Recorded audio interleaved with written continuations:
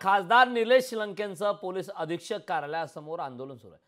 Police अधिकारी कर्मचाऱ्यांच्या निलंबनाच्या मागणीसाठी हे आंदोलन झालंय। अहमदनगरमध्ये निलेश लंकेंकडून पोलिसांचा भ्रष्टाचार उघड झाला। जिल्ह्यातील अवैध धंद्यांमध्ये पोलीस कर्मचारी सहभागी आहेत असं लंकेंनी म्हटलंय। जोपर्यंत कारवाई होत नाही तोपर्यंत आंदोलन सुरूच राहणार अशी ठाम भूमिका निलेश लंके। त्यामुळे सर्वांना विनंती आहे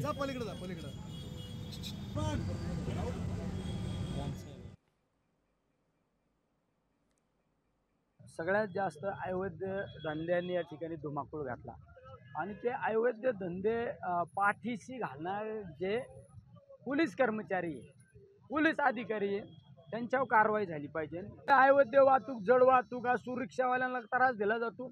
जुगाराचे क्लब किती चालू या जिल्ह्यामध्ये, अनेक सोनार व्यावसायिकांना त्रास दिला जातो। हनी ट्रॅप सारखे प्रकार चालू आहे। इथं हनी ट्रॅप हे कोणाच्या सल्ल्याने चालतं? पोलीस कर्मचाऱ्यांच्या सल्ल्याने हनी ट्रॅप सारखे प्रतिष्ठित लोक हे सगळे उद्योग करतात, ते कोणाच्या सल्ल्याने चालतं? त्यामुळे हे जिल्ह्यातलं सगळं थांबलं पाहिजे, यासाठी आम्ही आज उपोषण करतोय। सन्माननीय खासदार साहेब यांची काही मागणी होती, त्याबद्दल त्यांचे एक निवेदन पण प्राप्त झालं होता।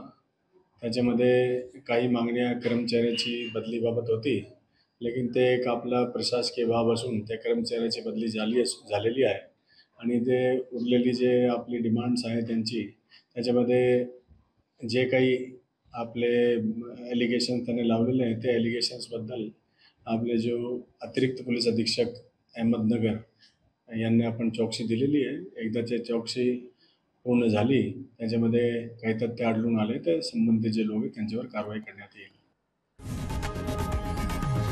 लोकशाही मराठी ऐका, पहा, जागरूक रहा।